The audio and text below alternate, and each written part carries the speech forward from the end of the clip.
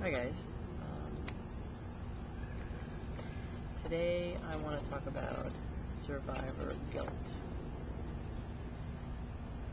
I'm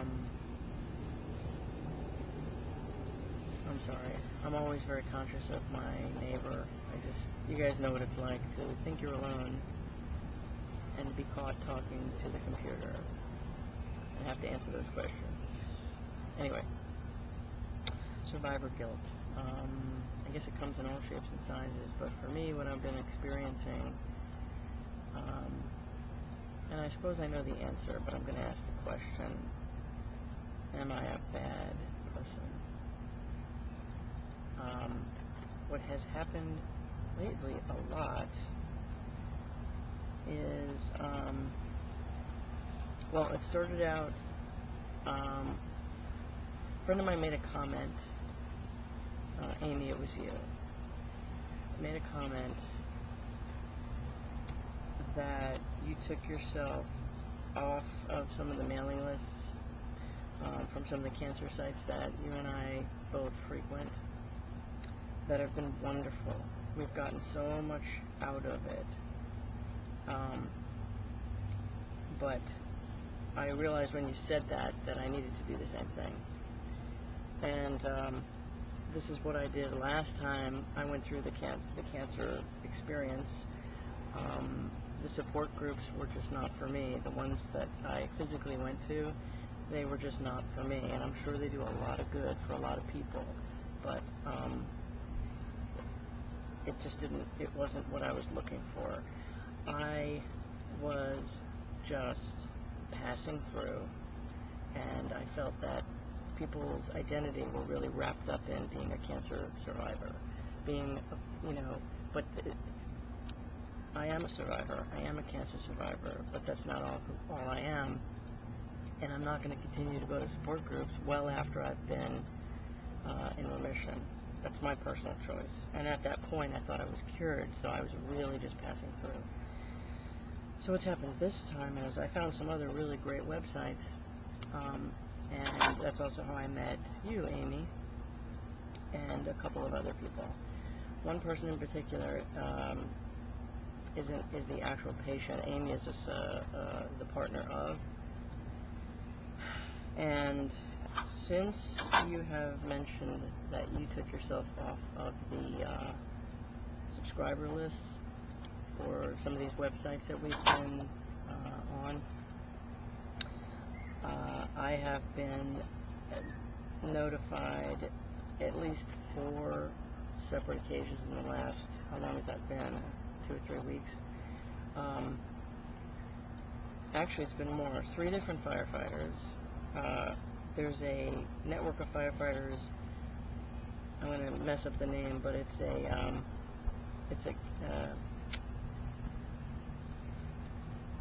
gosh, I can look it up, but it's see, my brain has purposely done this.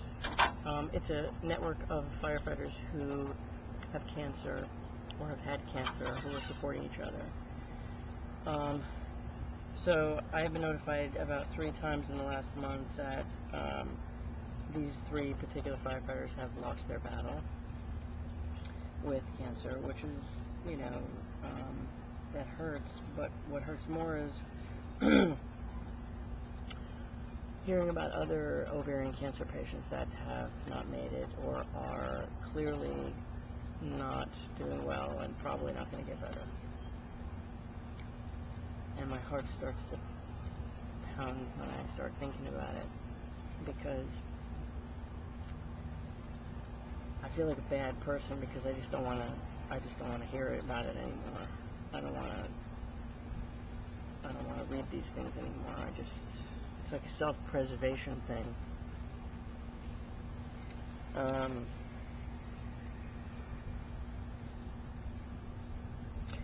And I feel particularly bad because there's one woman who lives and works in the same hospital, groups of hospitals that I work with as a firefighter. So we probably passed crossed paths, and I know that we've been treated in the same hospital, and we were ready to meet when her husband started writing to me to tell me that she is not doing well. And every time he writes me, which is now it's pretty frequent, like at least once a week, the updates are getting more and more horrible. And today was the first time I didn't respond. And I thought, oh my God, I'm such a bad person.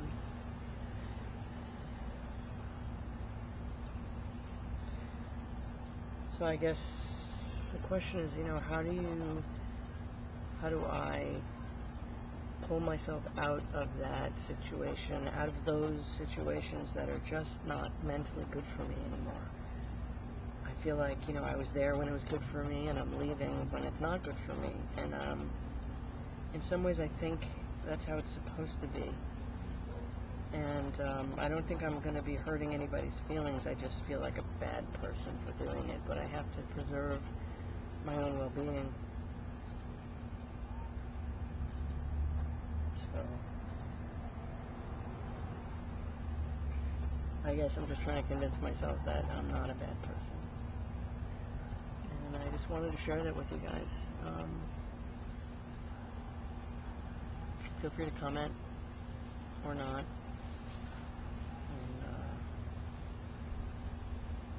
And I'm just sick of seeing people die. And they will continue to. People die. People who have ovarian cancer usually die.